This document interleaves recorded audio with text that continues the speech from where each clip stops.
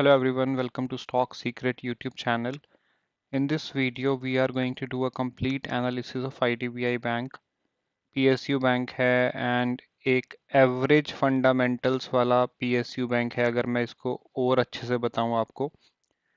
Stock के बारे में कंप्लीटली डिस्कशन करने वाला हूं, प्राइस एक्शन बताने वाला हूं इंक्लूडिंग द टारगेट्स, बट उससे पहले एक डिस्क्लेमर है। जो भी इस वीडियो में व्यूज़ रहने वाले हैं वो मेरे सिर्फ पर्सनल हैं, तो उसके बेसिस पे आप कोई भी ट्रेडिंग या इन्वेस्टिंग डिसीजन मत लीजिएगा। उसके लिए आप अपने फाइनेंशियल एडवाइज़र या अपने किसी भी ट्रस्टेड पर्सन से कांटेक्ट कर सकते हैं। सीधा चलते हैं चार्ट्स पर। मैं आपको एक बार ईयरली के चार्ट पे लेके चलता हूँ। एंड ईयरली के चार्ट पे अगर आप ध्यान से देखें तो हमें साफ पता लग रहा है कि एक ईयरली के डिमांड जोन से प्राइस ऊपर जा रही है। तो ये एक ईयरली का डिमांड जोन है, यहाँ पे मैं इसको मार्क करके दिखा देता हूँ आपको। ये एक ईयरली का डिमांड जोन है और वहीं से प्राइस ऊपर जाना शुरू किया है। इसको हम और अच्छे से समझते हैं मंथली के टाइम फ्रेम पे जाके। तो मैं आपको मंथली के चार्ट पे लेके चलता हूँ। देखिए, मंथली के चार्ट पे हमें एक चीज़ तो समझ आ रही है कि प्राइस कॉन्टिन्यूसली नीचे आया है और अभी एक तरीके से अगर हम हायर टाइम फ्रेम की बात करें तो कुछ ना कुछ तरीके से साइडवेज या थोड़ा सा ऊपर अभी प्राइस ये जाना शुरू हो गया है। अगर आपको याद हो, मैंने अपने टेलीग्राम चैनल पे इसको 42 के लेवल पे रिकमेंड किया था कि यहाँ से मुझे अच्छा लग रहा है। उसके बारे में भी बताऊंगा कि 42 के लेवल पे ही रिकमेंड करने का क्या लॉजिक था और अब इस स्टॉक के बारे में हम इस पॉइंट पे क्यों डिस्कशन कर रहे हैं, तो वो सब चीज़ें भी मैं कवर करने वाला हूँ। अब देखते हैं, जब मंथ हमने एक बार डिस्कस करी कि ईयरली के डिमांड जोन से प्राइस आके ऊपर जाना शुरू हुआ है, तो हमें एक कंफर्मेशन तो मिल गई कि अब इसमें बाइंग ही आने वाली है। और अगर मैं आपको ईयरली के डिमांड के चार्ट पे दोबारा लेके चलूं तो इस लेवल से पहले मुझे नहीं कुछ दिख रहा कि जो इस प्राइस को रोक पाएगा।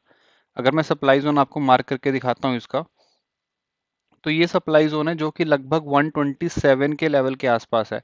उससे पहले अगर आप देखें तो ये सारे लेवल टेस्टेड है, ये लेवल टेस्टेड है, ये लेवल टेस्टेड है, तो प्राइस को रोकने के लिए कुछ भी अच्छा है नहीं। 127 के लेवल तक एटलीस्ट हम इस जब छोटे टाइम फ्रेम पे जाएंगे तो हमें क्या पता और कुछ ऐसे लेवल मिले जहाँ पे सप्लाई जोन्स फॉर्म होंगे। बट अगर ईयरली का टाइम फ्रेम देख रहा हूँ तो मुझे नहीं दिख रहा कुछ भी अच्छा 127 से पहले एटलीस्ट।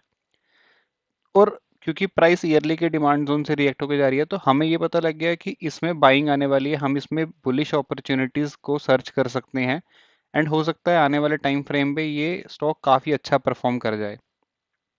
दोबारा लेके चलता हूँ आपको मंथली के टाइम फ्रेम पे। इसको लेवल को मैं एक बार हटा रहा हूँ क्योंकि 127 का टारगेट अभी बहुत दूर है। अभी स्टॉक लगभग 65 के लेवल के आसपास ट्रेड कर रहा है। तो हम मंथली के टाइम फ्रेम पे चलते हैं। देखो, मंथली के टाइम फ्रेम पे 42 का लेवल पे रिकमेंड करने का लॉजिक क्या था। हमें यहाँ ये तो पता लग गया कि स्टॉक ईयरली के डिमांड जोन से जा रहा है, बट हम एंट्री कहाँ बनाए। देखो यहाँ पे अगर मैं इस चार्ट को आगे का हाइड कर देता हूँ लेवल्स, तो मैं यहाँ पे ये देख रहा हूँ कि कोई अगर फॉलो अप डिमांड जोन बनता है मंथली के चार्ट पे और अगर मुझे वहाँ एंट्री मिल जाए तो वो मेरे लिए बेस्ट पॉइंट होगा एंट्री करने का। और अगर मंथली में मुझे वो लेवल नहीं मिल रहा है तो क्या मैं मुझे वो लेवल वीकली पे या डेली पे मिल सकता है। तो इस तरीके से ही आपको हमेशा अपनी एंट्री प्लान करनी है और आपका स्टॉप लॉस भी इसी हिसाब से ही प्लान होगा। और टारगेट्स का डिस्कशन हम हायर टाइम फ्रेम से देख चुके हैं कि 127 तक तो कुछ है नहीं। तो यहाँ देखते हैं कि क्या कोई डिमांड जोन बन रहा है। देखिए, अभी तक कुछ ऐसा लेवल बना नहीं है जहां मैं एंट्री कर सकूं, लेकिन यहाँ पे देखिए ये एक रैली, बेस बेस रैली का एक डिमांड जोन बना है। तो इस डिमांड जोन को मैं मार्क कर लेता हूं और हमारी कोशिश रहेगी कि अगर हमें इस डिमांड जोन के अंदर एंट्री मिल जाती है तो वो हमारा बेस्ट एंट्री पॉइंट होगा। हुआ क्या, 4 महीने के बाद ही हमें एंट्री मिल गई यहाँ पे। लगभग 42 43 का लेवल है और यही लॉजिक था इस स्टॉक को 42 43 के लेवल पे बाइंग की एक एडवाइस देने का कि यहाँ पे शायद बाइंग हो सकती है, इसीलिए मैं यहाँ से बुलिश था। अब देखते हैं कि हुआ क्या। लगभग इसी लेवल पे एंट्री लेके स्टॉक लगातार ऊपर जा रहा है और 42 से लगभग स्टॉक ने एक बारी 70 प्लस का हाई लगा दिया था, मतलब 50% से भी ऊपर की इसके अंदर बाइंग आ चुकी थी। इसी को मैं आपको और डिटेल में समझाता हूँ वीकली के टाइम फ्रेम पे जाके। इसको मैं डिलीट करता हूँ और वीकली के टाइम फ्रेम पे जाके समझने की कोशिश करते हैं कि हुआ क्या था। देखिए, वीकली का टाइम फ्रेम जो है ये वही लेवल है। वीकली के टाइम फ्रेम पे हमें एक चीज और समझ में आई कि यहाँ पे दो डिमांड जोन बने थे, एक नहीं यहाँ दो डिमांड जोन बने थे जब भी प्राइस इस लेवल के आसपास थी। तो मैं दोनों ही डिमांड जोन मार्क कर लेता हूँ। मैंने दोनों डिमांड जोन मार्क कर लिए। और अब आप एक चीज समझिए कि जब ये प्राइस मान लो यहां से नीचे आ रही थी, तो हो सकता है कि ये डिमांड जोन चले और हो सकता है कि ये डिमांड जोन चले। तो मुझे कैसे श्योरिटी मिलेगी कि इसी डिमांड जोन पे एंट्री लूं मैं या इसी डिमांड जोन पे एंट्री लूं? देखो, अगर आप इस डिमांड जोन पे एंट्री ले रहे हो ना, ऊपर वाले पे, तो आपका ऑटोमेटिकली स्टॉप लॉस तो इसी के नीचे होगा। क्योंकि देखो, अभी क्या है कि प्राइस हल्के सेलिंग प्रेशर से आई, हो सकता है प्राइस में ज्यादा सेलिंग प्रेशर हो, तो एक ये फैक्टर हो सकता है हमारा स्टॉप लॉस नीचे रहने का। अगर आप कंजर्वेटिव ट्रेडर हो तो आप नीचे ही एंट्री लोगे। लेकिन बेस्ट अप्रोच क्या होगी जानने की कि एंट्री ऊपर ले या नीचे ले? उसके लिए मैं दो फैक्टर हमेशा एनालिसिस करता हूँ। पहला फैक्टर है निफ्टी पीएसयू, और दूसरा जो फैक्टर है वो रहेगा कि प्राइस क्या स्ट्रक्चर, क्या सेलिंग के साथ आ रही है। तो अगर हम ये वाला वो देखते हैं, ये वाला सप्लाई जोन देखते हैं। देखो, इसने एक बड़ी रेड कैंडल बनाई, और जब ये रेड कैंडल बन रही थी तब एक बारी के लिए तो ये पूरी रेड कैंडल थी ना, नीचे से बाइंग आ गई वो अलग बात है।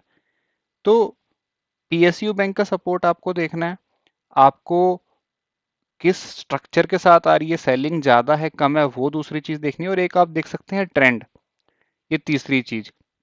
और हमने एक चीज एनालाइज कर ही ली है कि ये जो स्टॉक है उसमें हमें ईयरली के टाइम फ्रेम का भी सपोर्ट है, तो हमें ये क्लैरिटी मिल गई है कि हमें इस स्टॉक में बाय ऑन डिप्स ही करना है। अगर कोई हमें सेलिंग की अपॉर्चुनिटी जब तक कोई बहुत बढ़िया नहीं दिखती है, तो हमारा इंटेंट ये रहेगा कि जब तक बहुत बढ़िया कुछ नहीं दिख रहा है तो हम बाय ऑन डिप ही करते जाएं इस स्टॉक में। तो यही कारण था कि इस 42 के लेवल इसको कंसिडर करने का, रेदर देन 35 37 के लेवल पे। और अगर आप देखें तो नीचे के लेवल पे हमें एंट्री भी नहीं मिली। तो इसलिए ये चीज़ें आपको एक्सपीरियंस है कि जैसे ही आप मल्टीपल चार्ट्स को एनालाइज करेंगे, आप पीएसयू बैंक के चार्ट्स देख रहे हैं, आप सेलिंग आइडेंटिफाई कर रहे हैं, आप निफ्टी बैंक निफ्टी को आइडेंटिफाई कर रहे हैं कि उसमें क्या चल रहा है, तो ऑटोमेटिकली आपको ये चीज़ें क्लियर हो जाएंगी कि कौन से लेवल को ट्रेड करना है। उसके बाद देखिए, लगातार ये स्टॉक ऊपर जाता रहा। यहाँ पे एक सप्लाई जोन था, कुछ बहुत खास सप्लाई जोन नहीं है, बट ठीक है, क्योंकि इस सप्लाई जोन ने देखिए काफ़ी अच्छा डाउन मूव दिया था यहाँ तक का, तो एक बार इस सप्लाई जोन ने फिर से हमें डाउन मूव दिया और प्राइस दोबारा ऊपर जाना शुरू हो गया।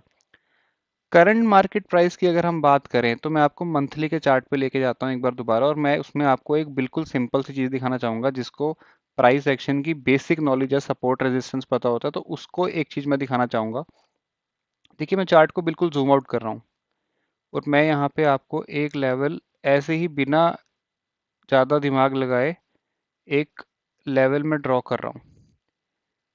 देखिए, ये लेवल जो था ना, ये कॉन्टिन्यूसली पहले सपोर्ट का काम कर रहा था। प्राइस इसमें आती है ऊपर, प्राइस इसमें जाती है ऊपर, प्राइस इसमें जाती है ऊपर, अगेन यही चल रहा था। और यहाँ पे कहीं जाके इस प्राइस ने इसको ब्रेक डाउन कर दिया। मतलब जो एक अच्छा सपोर्ट का काम कर रहा था वो एक अच्छा रेजिस्टेंस का काम करने लगा, और इसी चक्कर में जब प्राइस ऊपर गई तो नीचे, और यहाँ पे काफी बार रिजेक्शन लिया है प्राइस ने। अब क्या हुआ है कि ये प्राइस जो ये इसी लेवल के ऊपर प्राइस चली गई है और सस्टेन करने लग गई है।